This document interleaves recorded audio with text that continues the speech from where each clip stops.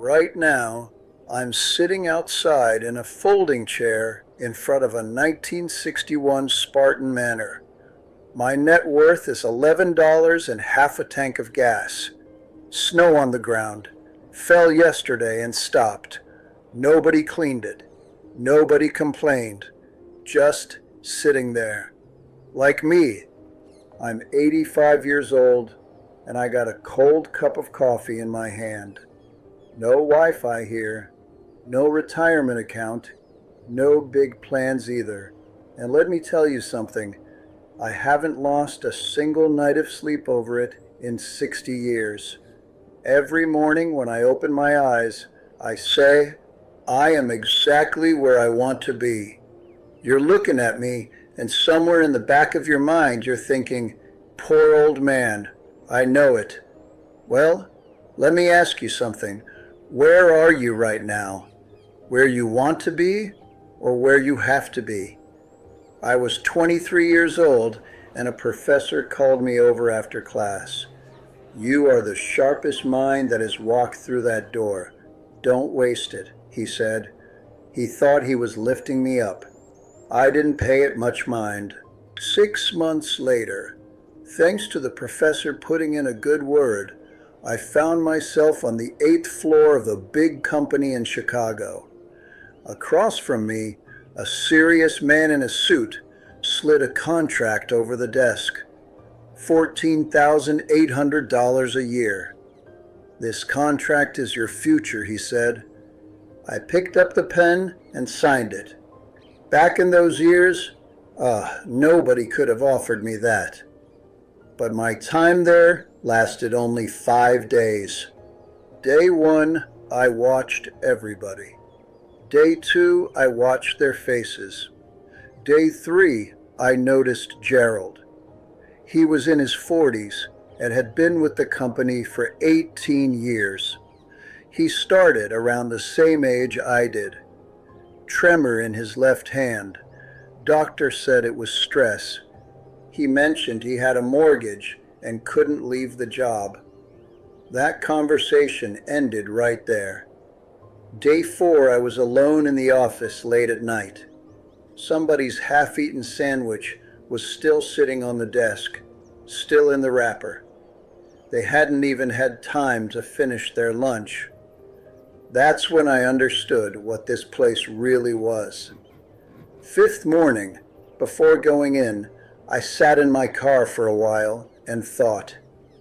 A voice inside me said, "Give it 1 more week." That voice sounded exactly like Gerald's. I got out of the car and left the contract on my supervisor's desk. Wrote a 3-word note on top. Not for me. They were angry with me. Told me people twice my age had spent years fighting for the position I had. I walked out with $41 in my pocket. I had never felt that light in my life.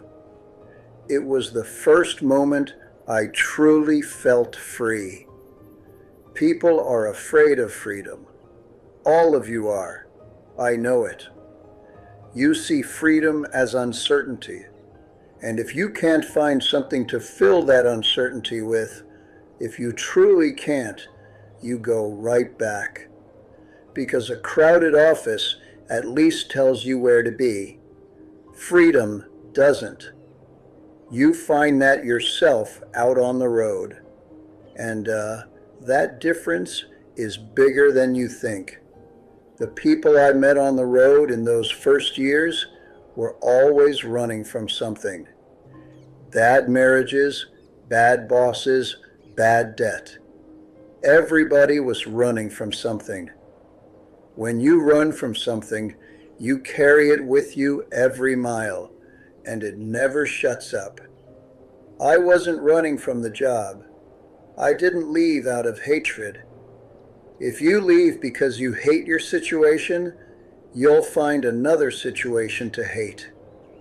But if you leave for that thing inside you that you just can't silence, well, that's different.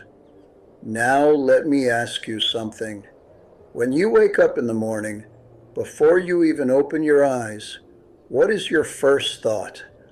I already know the answer for most of you.